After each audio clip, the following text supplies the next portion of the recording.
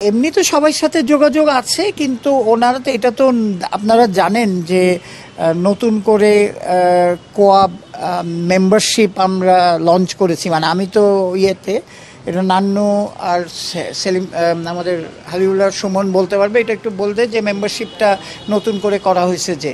হ্যাঁ না, মেম্বারশিপটা আসলে আমরা আপনারা জানেন যে মেম্বারশিপের জন্য আমরা অ্যাপ্লাই করেছিলাম এবং বলেছিলাম সবাইকে আবেদন করতে।